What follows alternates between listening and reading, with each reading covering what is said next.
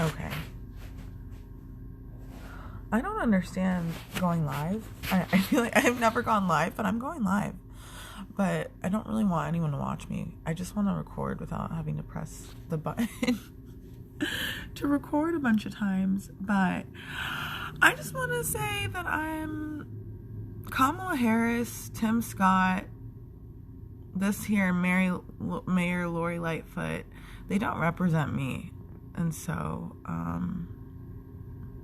yeah, I hope no one's thinking that these black people represent the majority of black people. Those black people don't understand my experience, and I don't care if they share the same skin color as me, had the same experiences as me. They have participated in a process where they have sold out. And that's why I was never excited about Kamala. Oh, I guess. Hi, everyone. I've never gone live before, so I just went live so I don't have to press the record button over and over again. But I just want to say that Kamala Harris is no Shirley Chisholm. So I don't get excited about about Kamala Harris. I get excited about people who are unbought and unbossed. And therefore, I do not get excited about Republicans or Democrats. I get excited about people like Bernie who are decolonizing and trying to make things different. Kamala has made her stance very clear on this topic. I'm very sorry that I have to feel this way about this first black woman vice president. She is a very historical figure, and I respect her so much for that. But the fact of the matter is there's a lot of selling out you have to do to get to these positions of power. And at the end of the day, Kamala's a cop. And she made that very clear when she was running the first moment that she came out, talking about how she supports ICE. She's not interested in dismantling ICE. That's not someone who represents me, because any black person who represents me cannot be in favor of organizations that should lock me down in a second. I'm a children of two immigrants, one of which did not come here the traditional way.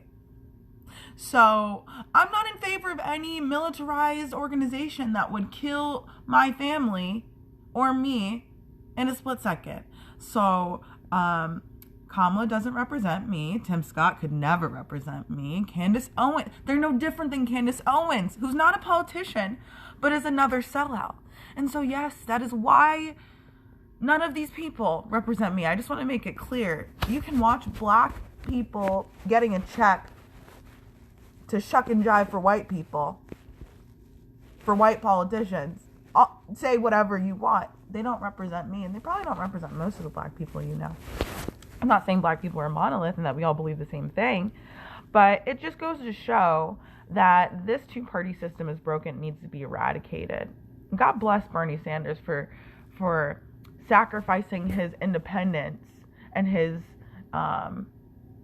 true feelings about what is politically correct to align himself with Democrats to try to make a difference in this country. But this two-party system does not work. It has not worked, and it's not for you or me. It doesn't matter what your skin color is. So the sooner we wake up to that and realize that, the sooner we'll get things done. And God bless Stacey Abrams. I love her for the work she's doing. But it's like, you cannot dismantle. God bless Stacey Abrams. God bless AOC. They're doing the best that they can. God bless Bernie. I acknowledge all those people. But it's just like, at a certain point, we just have to say, tear it all down. Because this system is creating entities, robotic, pitiful entities such as Tim Scott and Kamala Harris, who get on TV and talk about how racist the nation is, but they preface it by saying the nation isn't racist. Explain that one to me. Tim Scott's explaining. I watched his whole speech. He's explaining how 100 years ago this was happening, and you're naming a bill after a person who was killed unjustly by police, and you're creating police reform bills. But the nation isn't racist. America is the most racist nation in the West. It is uniquely racist. When all the other nations in the West and around the globe had relinquished slavery, America clung to it in the most disturbing way that it led to a civil war. And that's exactly what's about to happen right now. If we sit here and listen to one more second of politicians trying to pander to us, all of us, not just black people, all of us. Yeah, Joe Biden votes because that was the only option. I was not going to vote this year because he got on the Breakfast Club or whatever he did, some interview with Charlemagne, and said, if you don't vote for me, you're not black. That is how Joe Biden sees black people, as tokens. And that's what Tim Scott is. He's a token. And that's what Kamala Harris is. She's a token. She's a token. And that's why I don't get excited about Kamala. I don't care if she's an AKA, which I'm not in Greek life, so I don't want to come for anyone in Greek life, but none of her black aligned identities mean anything to me because she's a cop. It's like when I meet black cops, I'm like, good for you. Are you on the inside decolonizing the police force? You're not? All right, I don't care then. Are you an inside man? You're not? No? You want them to like you. You want to be one of them. You want to be accepted. You want to be integrated into their organization. Then I don't care. So yeah, Kamala doesn't represent me, never has. There's so many reasons why she can't. And that sucks, because she has Jamaican heritage. So I want to be like, hey, yeah, go on, do what you have to do, man. But she's not doing it. She literally used her Jamaican heritage to celebrate marijuana when it was getting legalized, even though she was a cop who arrested black men for smoking marijuana before it was legal. Y'all see the problem? Do you see the problem? Do you see the problem with going to bed with makeup on your face? But yeah, do you see the problem? Do you see why I don't listen to a word Kamala Harris says? And you shouldn't either about the black experience in America, because she's a sellout and she's absorbed a narrative that the only way to be a successful person in this country as a black person is to adhere to respectability politics. Respectability politics are rooted in racism. It's basically saying, how white can this black person act right now? Can they talk in a specific way? Can they wear their hair in a specific way? Can they pander to white people and make white people feel as comfortable as possible? So it's almost like there's not a black person in the room. That's what Kamala Harris has probably learned to do her whole life, and that sucks, and I'm so sorry that she learned to do that. I'm so sorry that Tim Scott learned to do that, probably in his Christian church that he claimed has saved his life.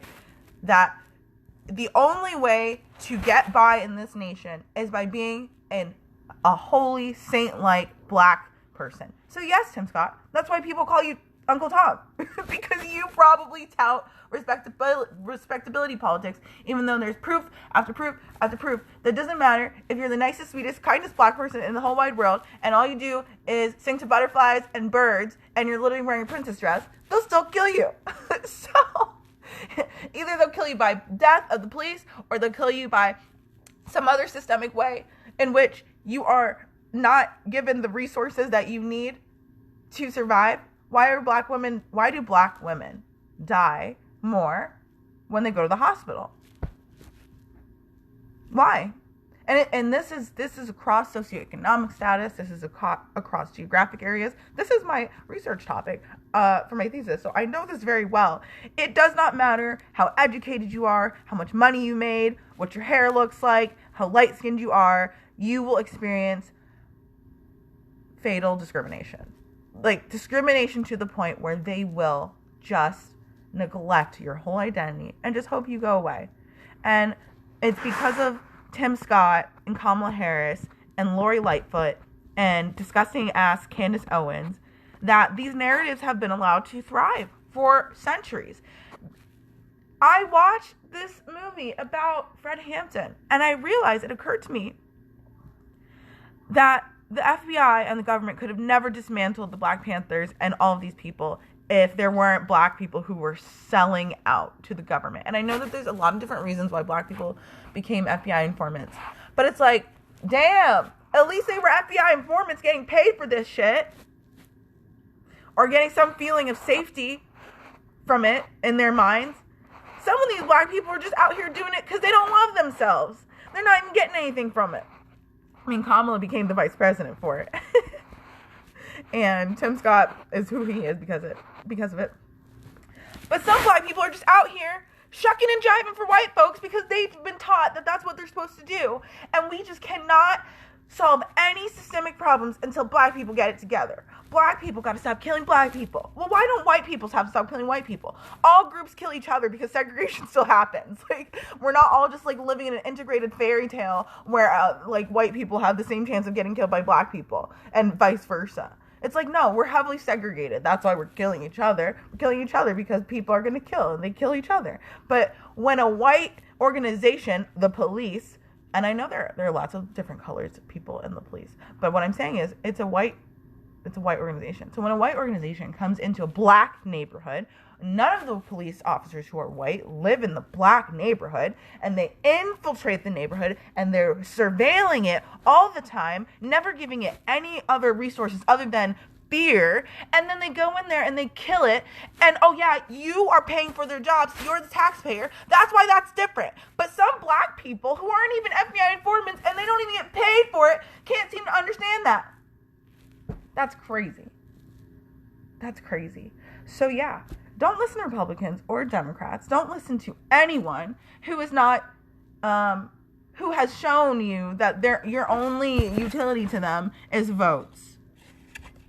God bless Stacey Abram and AOC and, all of the whole crew of AOC's whole crew in Congress. I know they're doing good work, but listen, that work's too slow.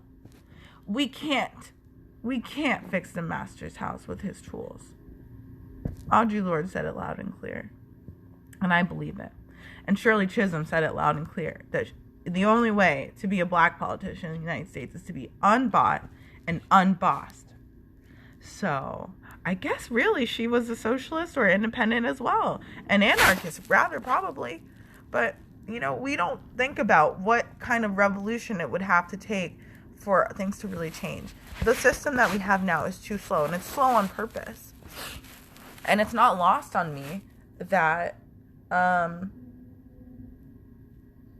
longer we go pretending that these racist underpinnings of the nation, which are not even underpinnings, they're very overt.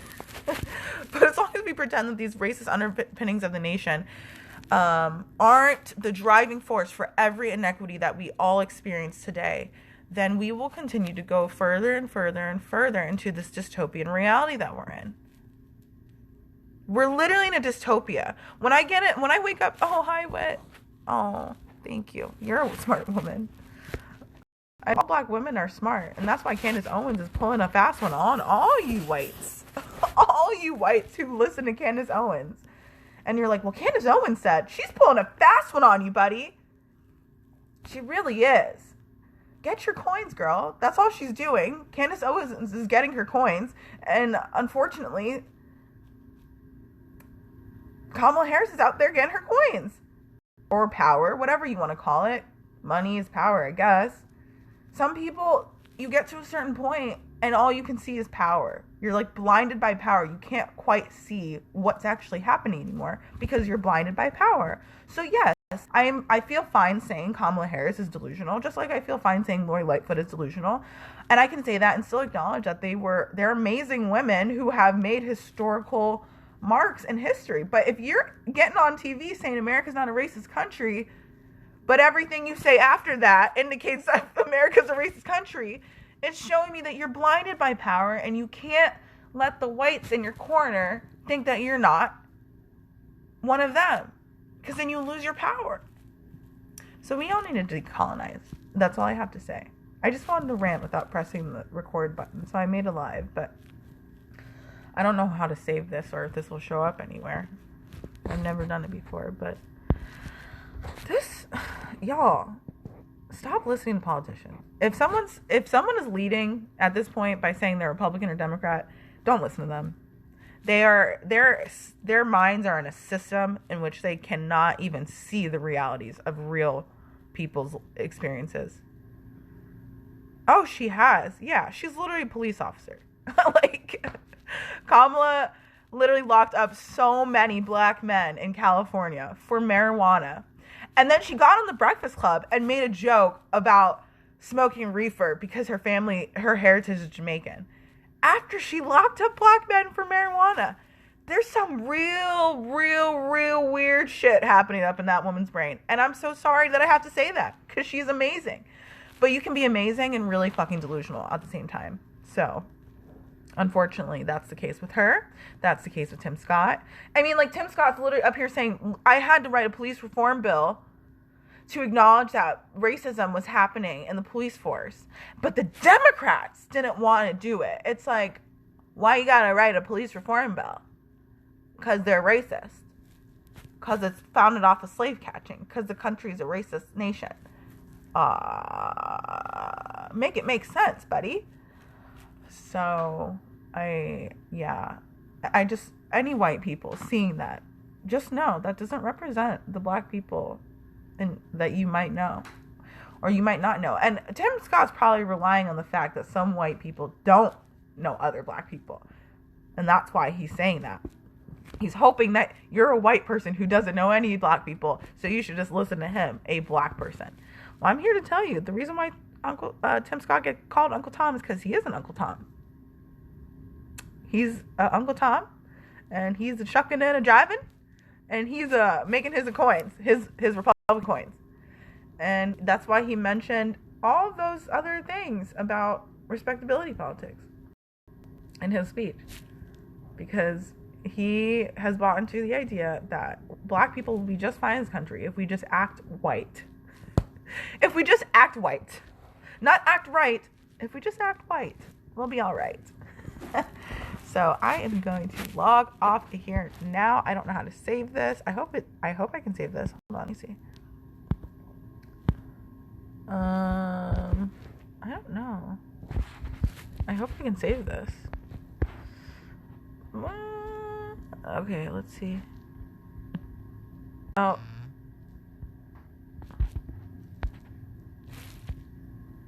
Okay.